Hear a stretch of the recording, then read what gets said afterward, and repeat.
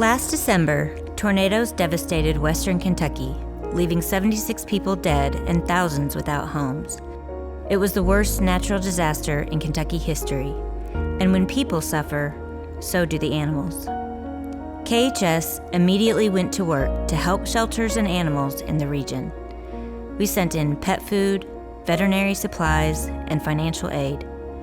We turned our Sam Swope Pet Treatment and Life-Saving Center, our main campus, into an emergency hub for the region's animals.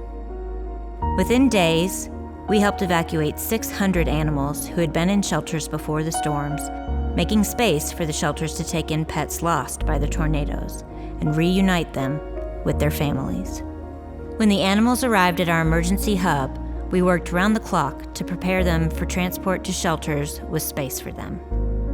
This included more than 100 cats and kittens that we had evacuated from shelters in the hardest hit counties, including Graves, Hopkins, Muhlenberg, and Marion.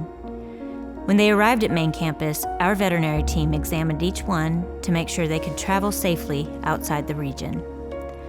Then, at the break of dawn 4 days after the tornadoes, we transported them to the airport and loaded them onto a private plane chartered by the ASPCA. The cats' destination? A shelter in Massachusetts where families waited eagerly to adopt them. As the plane took off into the early morning sky, KHS and ASPCA staff, and even the airport employees, broke into tears and cheered. These cats and kittens were on their way to finding new homes, and Kentucky shelters now had room to help animals lost or injured by the storms. Another example of the life-saving power of our TLC fund is a sweet, tiny horse named Liberty. When we rescued Liberty last March, she was a yearling, suffering from one of the worst neglect cases we had ever seen. She was born in a 10 by 10 stall, a dark and lonely prison she had never left. The tiny horse was living on a filthy, 2-foot mound of manure and hay, with no clean place to rest. She had never met other horses, felt the touch of a kind person, or enjoyed fresh air. Her coat was rough from intestinal parasites, and clumps of matted hair stuck to her body. Her hooves had never been trimmed and curled up so severely that it was painful for her to walk. When we approached her stall, Liberty reached toward us desperate for contact. But when we opened the stall door, Liberty recoiled in terror. To leave her stall, she would have to jump from the shelf of compacted manure she'd lived on her whole life to the solid ground below, something she had never seen. With patience and compassion, we helped Liberty take that leap of faith and brought her to Willow Hope Farm. We administered vaccines and antibiotics to make her healthy and smooth her coat. We trimmed her hooves so she could walk and provided dental care so she could chew her food. We taught her to lead and took her for walks to strengthen her legs. When it was time for Liberty to meet other horses, she didn't know what to do. She started to run and then nervously retreated. She approached other horses but didn't know how to make friends. We brought in older horses to help socialize Liberty, and it worked. Liberty became part of the herd, running in the pasture and eating with the other horses. For the first time in her life, she was the little horse she was meant to be. In June, Liberty's story became a fairy tale.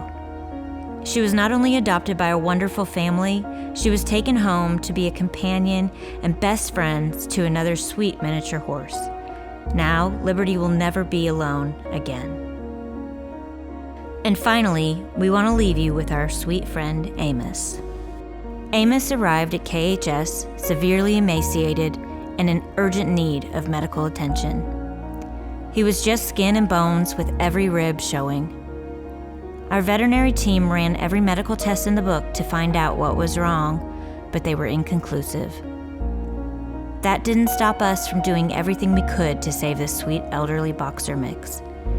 We hydrated him with IV fluids, provided nutritional supplements to strengthen his weakened body, and showered him with love and care.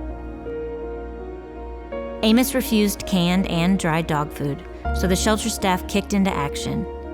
Every 2 hours, they offered Amos food that no dog could refuse, taking turns feeding him home-cooked meals and delicacies like steak, mac and cheese, and hamburger, which he devoured like a king. Still, Amos failed to gain weight, but he remained in good spirits. He loved being pampered by the team and enjoyed the bustle of the shelter. Ethan came by for visits to cheer him on, and staff stopped in to pet him. One morning, we even took him to watch a beautiful sunrise.